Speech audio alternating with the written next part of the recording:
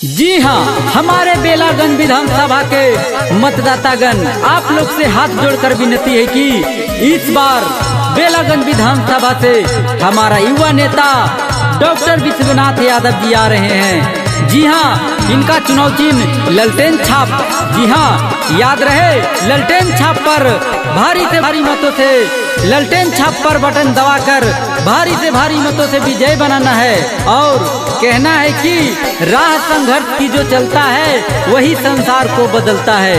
राह संघर्ष की जो चलता है वही संसार को बदलता है। जिसने जीती हो रातों से जंग सूर्य बनकर वही निकलता है। जी हाँ, तो आप लोग से कहना है कि डॉक्टर विश्वनाथ यादव जी को भारी से भारी मतों से विजय बनाना है। विश्वनाथ यादव जिंदाबाद जिंदाबाद जिंदाबाद। नेता कैसा हो? विश्वनाथ भैया जैसा हो। लहलटिन पदा बीहा बटनावा भैया रखी हा ध्यानवा। लहलटिन पदा बीहा बटनावा भैया रखी हा ध्यानवा। विश्वनाथ यादव जिंदाबाद जिंदाबाद जिंदाबाद। ललटेन छाप जिंदाबाद जिंदाबाद जिंदाबाद। विश्वनाथ यादव जिंदाबाद जिंदाबाद जिंदाबाद। बेलागंज विधानसभा की जनता जिंदाबाद जिंदाबाद जिंदाबाद। गरीब चलते लड़ी है लड़ैया हमर विश्वनाथ भैया।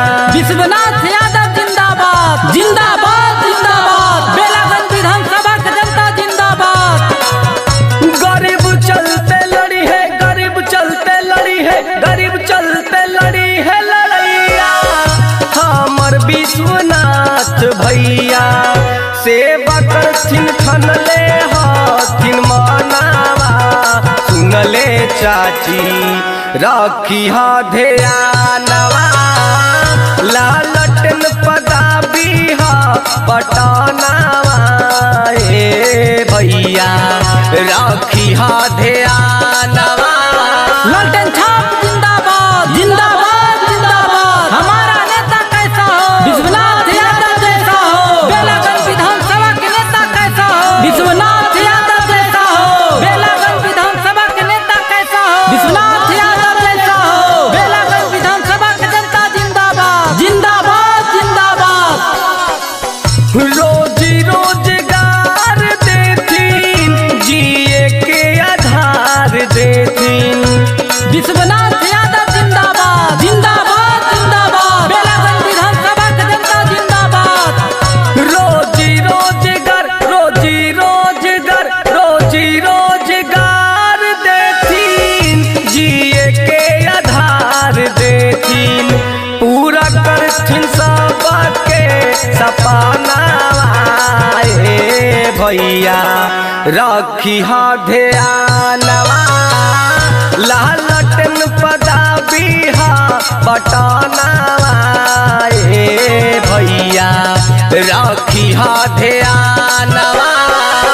बेलागंज विधानसभा की जनता जिंदाबाद जिंदाबाद जिंदाबाद। ललटेन छाप जिंदाबाद जिंदाबाद जिंदाबाद। विश्वनाथ यादव जिंदाबाद जिंदाबाद जिंदाबाद। बेलागंज विधानसभा की जनता जिंदाबाद। बेलागंज विधानसभा में करखिन जे कामवा हो।